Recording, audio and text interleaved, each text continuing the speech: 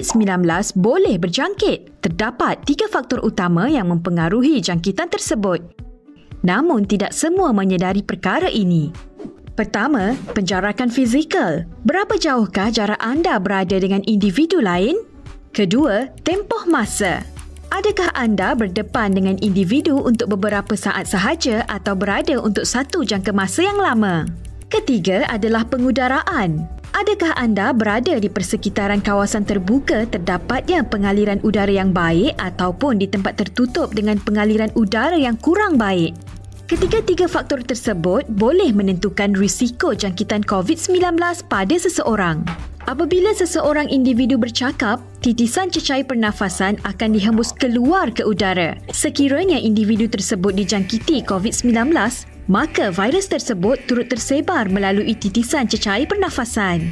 Risiko jangkitan adalah tinggi jika anda bercakap dengan jarak dekat dan lama serta pengudaraan yang kurang baik. Tetapi, risikonya rendah apabila anda amalkan penjarakan fizikal 1 meter, singkatkan tempoh masa bercakap serta pengudaraan yang baik.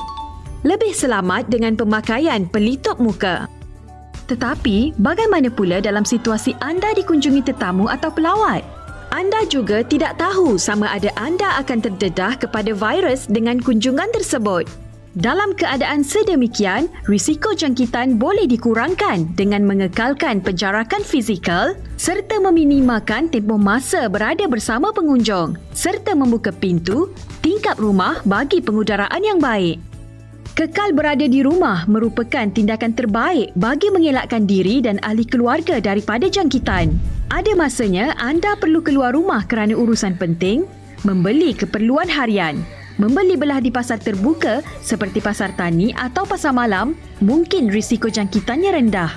Tetapi, berbual atau berada lama dan dekat dengan orang lain boleh meningkatkan risiko jangkitan. Tambahan pula apabila membeli belah secara berkerumun tanpa penjarakan fizikal walaupun memakai pelitup muka. Bagaimana pula di pasar tertutup atau pasar raya?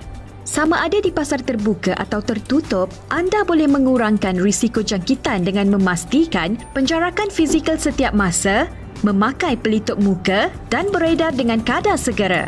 Penggunaan lift tidak dapat dielakkan di bangunan tinggi. Ada masanya disebabkan tempoh menunggu yang lama, orang ramai akan bersesak masuk ke dalam lift.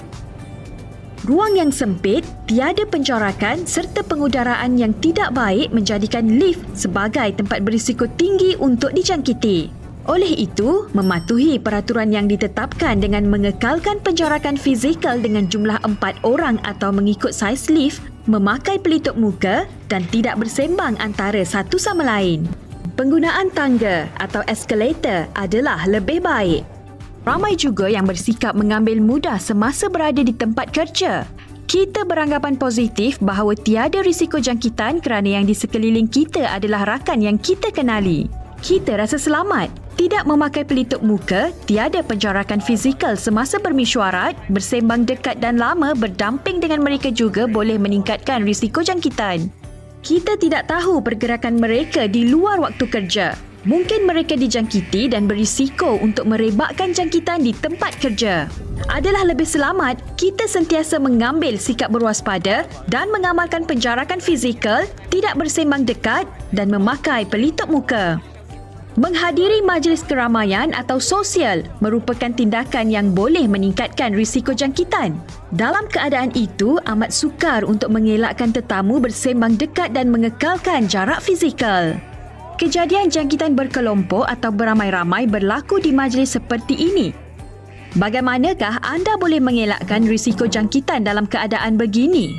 Keputusan terbaik adalah tidak menganjur atau menghadiri majlis keramaian. Beriadah di taman rekreasi tidak semestinya berisiko dengan persekitaran pengudaraan yang baik.